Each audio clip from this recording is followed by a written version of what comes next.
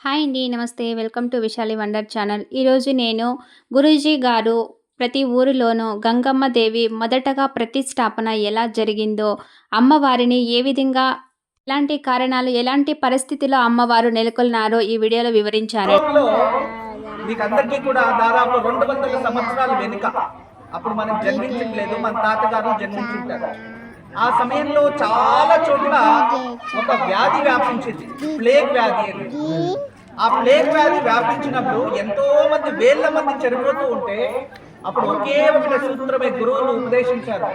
ప్రతి ఊర్లో గంగమ్మ దేవిని స్థాపించండి, ఆ గంగమ్మ దేవికి పసుపు నీళ్లు మరియు వేపాకు తీసుకెళ్లి స్నానం చేయండి, ఊరు చుట్టూ పసుపు నీళ్లు చెల్లండి అన్నారు. అంతే. ఆ పసుపు నీళ్లు వేపాకు అనేది ఒక విజ్ఞానం. అందులో ఉన్న ఆ వేప నీళ్లు ఎప్పుడైతే ఆ పసుపు నీరు ఊరంతా చల్లారో ఆ ప్లేగ్ అనేది ఊర్లోకి రాకుండా అయిపోయింది. ఆ సమయంలో గంగమ్మ అని ప్రతి ఊర్లో కూడా స్థాపించారు. ఎప్పుడైతే ఆ గంగాదేవిని మన ఊరంతా చల్లి ప్రోక్షణ చేసుకొని ఎప్పుడైతే ఆ గంగమ్మ దేవిని ఊర్లోకి ఆవాహన చేశారో ఆ ప్లేగ్ అనేది ఆగిపోయింది. అప్పుడు మన భారతదేశం రక్షించబడింది. అలా ఈ దక్షిణ భారతంలో ఏ ఊర్లోనే చూడండి గంగమ్మ కంపల్సరీ ఉంటుంది, ఊరు బయట గంగమ్మ ఉంటుంది. ఇది ఎప్పుడు ప్రారంభమైంటే 200 సంవత్సరాల పూర్వం ప్రారంభమైంది ఈ సంప్రదాయం. ఆ రోజు నుంచి ఈ రోజు వరకు ఏ ఊర్లో అయితే గంగమ్మ దేవి ఉందో ఆ ఊర్లో అందరూ రైతులు బాగుంటారు. మీకు చాలా కష్టపడే పని లేదు. మనకి ఏదైనా కరువు కాలం వచ్చేసింది, వర్షాలు వస్తలేదు అనుకోండి, రాని ఊరంతా ఒక పసుపు నీళ్ళు తీసుకొచ్చి అమ్మవారికి అభిషేకం చేపించండి, ఆ రోజు 24 గంటల లోపల మనకు వర్షాలు వస్తాయి. అంత గంగమ్మ శక్తి అంటే అంత గొప్పది. ఇక్కడ గంగమ్మ అంటే మనకి రూపం మాత్రం కనబడుతుంది. గంగమ్మ అంటే మనకి హిమాలయ పర్వతాల నుంచి భగీరథుడు భూమికి తప్పించిన గంగాదేవికి మరొక రూపమే ఈ రూపం గంగమ్మ దేవి. ఈ గంగమ్మ దేవికి వాహనం ఏంటంటే, మనం దుర్గాదేవి అమ్మవార్లకు అంతా చూస్తూ ఉంటాం, కానీ గంగమ్మకి అసలైన వాహనం మసుల.